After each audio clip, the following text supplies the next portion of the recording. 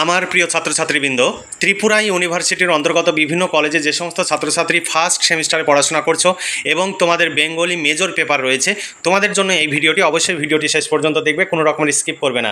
দেখো, তোমাদের ত্রিপুরা ইউনিভার্সিটির অন্তর্গত বিভিন্ন কলেজের ছাত্রছাত্রীদের জন্যই এই সাজেশনটি প্রযোজ্য, অন্য ইউনিভার্সিটির ছাত্রছাত্রীদের জন্য নয়।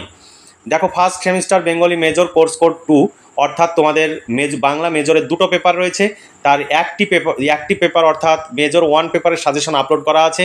এই ভিডিও ডেসক্রিপশানে তোমরা পেয়ে যাবে, সেই লিঙ্কে ক্লিক করে তোমরা সাজেশন এবং সিলেবাস দেখে নিতে পারো। তোমাদের পেপার কোড দেওয়া রয়েছে। তোমাদের মেজর 2 পেপারের সিলেবাসে রয়েছে মধ্যযুগের বাংলা সাহিত্যের ইতিহাস, চৈতন্যোত্তর কাল। তোমাদের 12 মার্কের প্রশ্ন, বড় প্রশ্ন 12 মার্ক করে থাকে, 8টি প্রশ্ন থাকে, 4টি প্রশ্নের উত্তর করতে হয়, আর 2 মার্কের 8টি প্রশ্ন থাকে, 6টি প্রশ্নের উত্তর করতে হয়। তোমাদের মোট 60 মার্কের লিখিত পরীক্ষা হবে। সেই 60 মার্কের লিখিত পরীক্ষার পুরো সাজেশনের প্রশ্ন এবং উত্তর তোমরা পেয়ে যাবে আমাদের কাছে।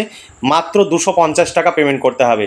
শর্ট প্রশ্ন এবং বড় প্রশ্ন উত্তর সহ কমপ্লিট পেয়ে যাবে, এর বাইরে কোনো প্রশ্ন উত্তর তোমাদের পড়ার প্রয়োজন হবে না। প্রতিটি পেপারের জন্য 250 টাকা করে। মেজর পেপার 250, একটি পেপারের জন্য, 2টি পেপার নিলে 500 টাকা, আর বাংলা মাইনর পেপার নিলে একটি পেপারের জন্য 250 টাকা করে। শর্ট প্রশ্ন এবং বড় প্রশ্ন কমপ্লিট উত্তর সহ পেয়ে যাবে। এবার চলো দেখে নিই, এর আগের ভিডিওতে আমি মাইনর 2 এর সিলেবাস উপস্থাপন করেছি, সেই সিলেবাসটি তোমরা এক ঝলক দেখে নিতে পারো। এরবার আমি তোমাদের সামনে 12 মার্কের প্রশ্নের সাজেশন 2024-25 তোমাদের সামনে উপস্থাপন করব। তবে যেগুলোতে স্টার চিহ্ন দেওয়া রয়েছে সেইগুলোই তোমাদের জন্য সাজেশন, বাকিগুলো পিডিএফ কপিতে উত্তরগুলো রয়েছে বলে আমি সেই প্রশ্নগুলো এখানে তুলে ধরছি। তাছাড়া যেগুলোতে স্টার দেওয়া রয়েছে সেইগুলোই শুধু তোমাদের জন্য ইম্পর্টেন্ট এবং সেগুলোই তোমরা পড়বে। 1 নম্বর প্রশ্ন, বাংলা সাহিত্য বাঙালি সমাজে চৈতন্যদেবের প্রভাব আলোচনা করো। 2 নম্বর প্রশ্ন, প্রথম বাংলা ভাষায় রচিত চৈতন্য জীবনী কাব্যকে কি নামে রচনা করেন? কাব্যটি কার লেখা? তার কবি প্রতিভার পরিচয় দাও। 3 নম্বর প্রশ্ন, বৃন্দাবন দাসের পরিচয় দিয়ে তার রচিত চৈতন্য ভাগবত কাব্যে প্রতিফলিত সমাজ জীবনের পরিচয় দাও, অথবা বৃন্দাবন দাসের ভাগবতের সমাজ জীবনের চিত্র তুলে ধরো। তারপরে 4 নম্বর প্রশ্ন দেখো, 4 জন চৈতন্য জীবনী কাব্য রচয়িতা ও তাদের কাব্যের নাম লেখো। শ্রেষ্ঠ চৈতন্য জীবনী কাব্যের নাম কি? কাব্যটি কে রচনা করেন? কবির পরিচয় দিয়ে এই কাব্যের বিশেষত্বগুলি লেখো, অথবা কৃষ্ণদাস কবিরাজের কবি পরিচয় দিয়ে শ্রী চৈতন্য চরিতামৃত কাব্যের রচনায় তার কৃতিত্ব বা বিশিষ্টতার পরিচয় দাও। এরপরে ইউনিট 2 থেকে প্রশ্ন রয়েছে। দেখো, ইউনিট 2 5 নম্বর প্রশ্ন, বাংলা মহাভারতের শ্রেষ্ঠ অনুবাদকের আবির্ভাবকালের পরিচয় সংক্ষেপে নির্দেশ করো। তার কাব্যের নাম কি? তার কবি কৃতিত্ব বা বিশিষ্টতা সম্পর্কে আলোচনা করো। অথবা এখানে প্রশ্ন কিভাবে আসবে তার কাটা মার্ক এখানে লেখা আছে ব্র্যাকেটে। তারপরে অথবা দিয়ে দেওয়া রয়েছে। দেখো, কাশিরাম দাসের মহাভারতের মৌলিকত্বের দিকগুলি আলোচনা করো। 6 নম্বর প্রশ্ন, বাংলা সাহিত্যের ইতিহাসে সৈয়দ আলাওলের কৃতিত্ব আলোচনা করো। বাংলা সাহিত্যে প্রণয়োপাখ্যান হিসাবে দৌলত কাজীর অবদান বা কৃতিত্ব আলোচনা করো। যেগুলো স্টার দেওয়া রয়েছে সেগুলোই তোমাদের জন্য সাজেশন, বাকিগুলো এগুলো পিডিএফ কপিতে তোমরা এই প্রশ্নগুলো পেয়ে যাবে উত্তর সহ। তারপর চৈতন্য পরবর্তী যুগের বৈষ্ণব পদকর্তা হিসাবে জ্ঞানদাস ও গোবিন্দ দাসের কবি প্রতিভার পরিচয় দাও। এটি 6 + 6 মার্ক, অর্থাৎ দুটো মিলে 12 মার্কের প্রশ্ন। 2 জন কবি যে কোনো ধারার 2 জন করে কবি তুলে দিয়ে তোমাদের প্রশ্ন করতে পারে, এই 2 জন কবির প্রতিভা সম্পর্কে আলোচনা করো। তারপর ইউনিট 3 দেখো, এটি ভীষণ ইম্পর্টেন্ট প্রশ্ন, চণ্ডীমঙ্গল কাব্যে কবি মুকুন্দরাম চক্রবর্তীর আবির্ভাব কাল ও পরিচয় সংক্ষেপে উল্লেখ করে তার কবি প্রতিভার মৌলিকত্বের দিকগুলি বা কবি প্রতিভা বিচার করো। এখানে উত্তরে বিভিন্নভাবে কাটাভাবে প্রশ্ন আসতে পারে, কিন্তু উত্তরে আমাদের সেই কাটা প্রশ্নের উত্তর দেওয়া রয়েছে। যেভাবেই প্রশ্ন আসুক না কেন, উত্তরগুলো পড়লে সমস্ত ধরনের প্রশ্ন উত্তর তোমরা অতি সহজে করতে পারবে। চণ্ডীমঙ্গল কাব্যের শ্রেষ্ঠ কবিকে, তার আবির্ভাব কাল ও পরিচয় সংক্ষেপে নির্দেশ করে তার কবি প্রতিভার অভিনবত্বের দিকগুলি আলোচনা করো। 10 নম্বর প্রশ্ন, এই প্রশ্নটিও ভীষণ ইম্পর্টেন্ট প্রশ্ন, তোমাদের পরীক্ষায় আসবে। অন্নদামঙ্গল কাব্যে কবি রায়গুণাকর ভারতচন্দ্রের আবির্ভাব কাল ও পরিচয় সংক্ষেপে নির্দেশ করে কাব্যের বিশিষ্টতা বা কবি কৃতিত্বের পরিচয় দাও। এটি অথবা দিয়ে আরেকটি প্রশ্ন রয়েছে, বিভিন্নভাবে প্রশ্ন আসতে পারে। অথবা প্রশ্নটি দেখো, ভারতচন্দ্রের অনন্দমঙ্গল কাব্য রাজকণ্ঠের মণিমালার মতো মন্তব্যটি কার সম্পর্কে করা হয়েছে? তার আবির্ভাব কাল, জন্ম পরিচয় সংক্ষেপে উল্লেখ করে তার কাব্য সম্পর্কে উদ্ধৃত মন্তব্যটির যৌক্তিকতা বিচার করো। কাটা প্রশ্ন, সেইভাবে প্রশ্ন এখানে দেওয়া রয়েছে।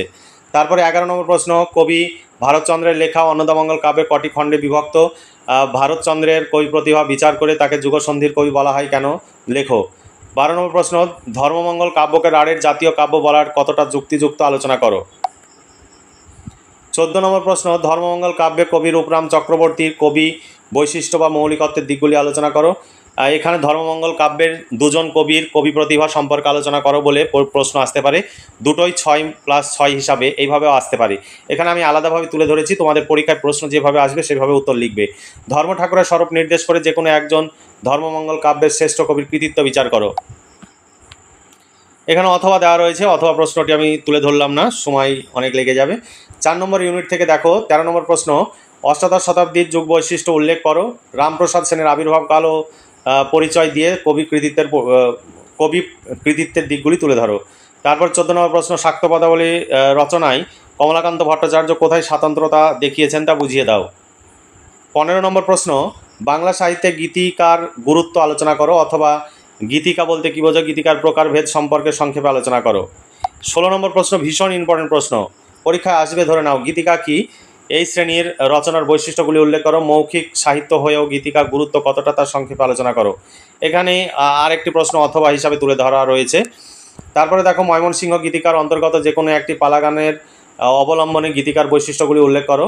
18 নম্বর প্রশ্ন, বাউল গানের ভিতরে যে সাধনার মূল তত্ত্ব নিহিত আছে তার সংক্ষেপে আলোচনা করে একজন বাউল কবির কবি প্রতিভা বা কাব্য প্রতিভা সম্পর্কে আলোচনা করো বা পরিচয় দাও। তারপর 19 নম্বর প্রশ্ন, কবি গানের স্বরূপ বিশ্লেষণ করে যে কোনো একজন কবিয়ালের পরিচয় দাও। 20 নম্বর প্রশ্ন, ভীষণ ইম্পর্টেন্ট প্রশ্ন এবং প্রশ্নটি আসার সম্ভাবনা ভীষণ। দেখো, শিবায়ন কাব্যধারা বলতে কী বোঝায়, এই কাব্যধারার শ্রেষ্ঠ কবি প্রতিভার পরিচয় দাও। এই ছিল তোমাদের সাজেশন ভিত্তিক প্রশ্ন। এই প্রশ্নগুলোর উত্তর যদি পেতে চাও তাহলে 250 টাকা পেমেন্ট করতে হবে। শর্ট প্রশ্ন এবং বড় প্রশ্ন অর্থাৎ 2 মার্ক এবং 12 মার্কের প্রশ্ন এবং উত্তর কমপ্লিট পেয়ে যাবে। এর বাইরে তোমাদের কোনো প্রশ্ন উত্তর পড়ার প্রয়োজন হবে না বা কোনো কোচিং সেন্টারে ছোটাছুটি করারও প্রয়োজন হবে না। তোমরা একদম ঘরে বসে এই 250 টাকায় নোট সংগ্রহ করে তোমরা পরীক্ষার জন্য প্রস্তুতি নিতে পারো। পরীক্ষায় 100% তোমরা কমন পাবে। এরপরে দেখো 2023 সালে কি প্রশ্ন এসেছে সেই প্রশ্নটিও এখানে তুলে দেওয়া রয়েছে। একদম এই গত বছরই এই নতুন সিলেবাস অনুযায়ী পরীক্ষা হয়েছে, সেই পরীক্ষার প্রশ্নপত্রটি এখানে পুরো তুলে দেওয়া রয়েছে। তারপরে দেখো, তোমাদের পরীক্ষায় যেভাবে অথবা একাধিক অথবা দিয়ে প্রশ্নগুলো সেট করা হয়েছে এবং সুন্দর করে পয়েন্ট আকারে উত্তর লেখা রয়েছে। তোমাদের এইভাবেই পরীক্ষায় লিখতে হবে এবং কিভাবে প্রশ্ন আসলে কতটা লিখতে হবে, কোন অংশ পর্যন্ত লিখতে হবে, প্রত্যেকটি প্রশ্নের পাশে পাশে সেগুলো ব্র্যাকেটে লিখে দেওয়া রয়েছে। তোমরা সেগুলো অবশ্যই ফলো করবে আর সুন্দর করে উত্তর লেখা রয়েছে। আমাদের যে সমস্ত নোটস তৈরি হয় পুরো ভীষণ এক্সপার্ট শিক্ষক দ্বারা নোটস তৈরি হয়, অভিজ্ঞ শিক্ষক মণ্ডলী দ্বারা, সমস্ত বিষয়ের আলাদা আলাদা এক্সপার্ট দ্বারা অর্থাৎ বিশেষজ্ঞ টিচার দ্বারাই এই সমস্ত নোটস তৈরি হয়। বাংলা বিষয়ের টিচার বাংলা বিষয়ের নোটস তৈরি করে, ইতিহাস, রাষ্ট্রবিজ্ঞান প্রতিটি বিষয়ের আলাদা আলাদা টিচার রয়েছে, টাইপিস্ট রয়েছে। আমাদের প্রচুর খরচ, যেহেতু আমাদের সমস্ত ইউনিভার্সিটির নোটস তৈরি হয়, তাই সেই খরচের ন্যূনতম অংশ তোমাদের কাছ থেকে নেওয়া হয় যাতে আমাদের সেই খরচটা উঠে আসে। তাই দেরি না করে আজই নিচে দেওয়া হোয়াটসঅ্যাপ নম্বরে যোগাযোগ করো, প্রয়োজনে ফোনে কথা বলে নাও, তারপরে নোট সংগ্রহ করো। আর তোমরা সবসময় মেসেজ করবে, ইউনিভার্সিটির নাম, সেমিস্টার এবং বিষয় উল্লেখ করে মেসেজ করবে। ফোনে অনেক সময় তোমরা নাও পেতে পারো, সব সময় মেসেজ করবে, আমি মেসেজ দেখার সঙ্গে সঙ্গে তোমাদের রিপ্লাই দেব। আর পেমেন্ট করলে ফোনপে, গুগল পে বা পেটিএমের মাধ্যমে পেমেন্ট করবে। এই নাম্বারে পেমেন্ট করতে হবে। পেমেন্ট করার পর পেমেন্টের অরিজিনাল রিসিভ কপিটি অর্থাৎ পেমেন্টের সাকসেসফুল মেসেজের ওখানে শেয়ার অপশান দেখাবে, সেই শেয়ার অপশান থেকে রিসিভ কপিটি শেয়ার করবে। আর যদি অন্য কোনো মোবাইল থেকে পেমেন্ট করো তাহলে পেমেন্টের সাকসেসফুল মেসেজটি তোমার মোবাইল থেকে পরিষ্কারভাবে ছবি তুলে পাঠাবে, যাতে আমাদের ডেট, টাইম এগুলো বুঝতে অসুবিধা না হয়। তাহলে আজকে এই পর্যন্তই। ভালো থেকো, সুস্থ থেকো এবং খুব ভালোভাবে পড়াশোনা করে পরীক্ষার প্রস্তুতি নাও। এই শুভকামনা জানিয়ে আজকের ভিডিওটি এখানে সমাপ্তি ঘোষণা করছি।